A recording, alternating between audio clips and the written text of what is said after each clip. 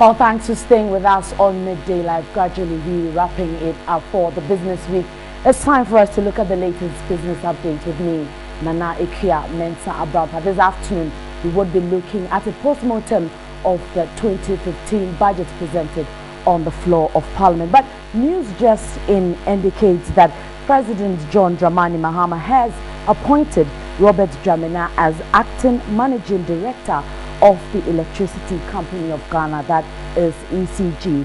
A statement signed by the Chief of Staff, Prosper Bani, said the former MD, Reverend Engineer William Hatton Mensah, who is on his annual leave, is to report to the Ministry of Energy and Petroleum for reassignment. Now, Mr. Dramina, the Director of Procurement at the ECG, started his career with the Engineering Directorate of a company in 1982. President Mahama has, meanwhile, asked the Omahene of Abiade and President of the Central Regional House of Chiefs, Dasibe Kogwe VII, to act as Chairman of the Board of Directors of the ECG, and it follows the resignation of Tony Otin Jesse on health grounds. So that is news just in. President Mahama making changes at the Electricity Company of Ghana, now having appointed Robert Dramina as acting managing director of the Electricity Company of Ghana. We bring you more detail to this particular release, but we move on to do some more stories and talking about a post-mortem of the 2015 budget. Commissioner General of the Ghana Revenue Authority, George Blankson, has lauded government's review of a taxpayer compliance monitoring tool. Now, he said that review in the 2015 budget will encourage more taxpayers to comply. In 2014, the Ghana Revenue Authority initiated a taxpayer compliance monitoring measure to improve compliance. This was made possible through the use of information reported to GRA by taxpayers and a range of third parties. In the 2015 budget, the GRA is expected to scale up the project. We believe that the budget, as read by the Minister, contains the key elements, the policy elements that we require for added space in creation and generation of more revenue for the country. In this regard, customs procedures for the clearance of goods are being reviewed. This will include requirement of importers to indicate their tax identification numbers and offices they pay their taxes. This will encourage more taxpayers to comply with the payment of tax.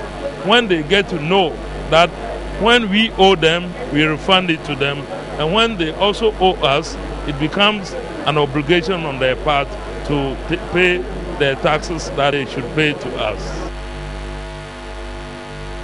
And of course, with the policy rate hitting 21%, an issue comes up when you mention the interest rates. And already the Minister of Trade and Industry, Dr. Ekosio Gabra, is arguing that high interest rates threaten the growth of small and medium-scale enterprises. He is therefore advocating a tougher fight against high interest rates. Jerry Akono has more. According to the Trade and Industry Ministry, over 90% of all Ghanaian industrial establishments are in the micro, small, and medium-scale enterprises sector. These SMEs contribute to overall export earnings from the non-traditional export sector.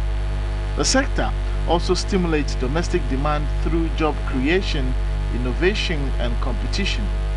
But it is saddled with challenges including the lack of access to credit facilities, skilled labor, ready market, and poor energy supply. The OLM SMEs Business Summit is to identify interventions to address problems facing these businesses. The Managing Director for OLM Africa, Anita Riafe Asino, spoke on the 2015 budget and small businesses. As an SME, you're kind of concerned as to whether this means we're going to have another budget in a new year or it's going to be readjusted. Of course, if it's readjusted to the benefits of SMEs, then we're happy. But if it's readjusted and it's going to be even more than what we are seeing, then it's not so great. The Trade and Industry Minister, Dr. Ekosio Gabra, acknowledged the need to intensify campaign on promoting locally manufactured goods. It's a war against interest rates. If we all agree that the interest rates are too high, then we can work together to bring them down. But if there are some institutions that think we must keep them high, then they must justify why they must be so high. We would want interest rates to come as low as 10%, because the global interest rates average less than 5%. And there's no reason why Ghana can import every kind of commodity on earth except the commodity known as low interest rates. That's the only thing we cannot import. The ministry promised to assist SMEs engaged in adding value to raw materials. While still looking at the current interest rates, do you believe it can be cut down or still maintained at where it is? The contribution is there. You can always get to us on our Facebook and Twitter pages as News on TV2. We turn attention to agriculture, where over 32,000 households in Ghana are to benefit from a USA cowpea and groundnut outscaling project. Now, this project will help provide more jobs for farmers in the northern part of the country. The International Institute of Tropical Agriculture, in a workshop, stressed on the need to increase productivity of cowpea in the country.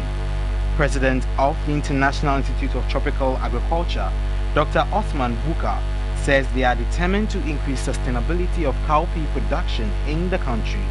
Other countries that are to benefit from this project include Nigeria, Mali, and Senegal. Cowpea provides a rich source of proteins and calories, as well as minerals and vitamins. It consists of 25% protein and is low on anti-nutritional factors.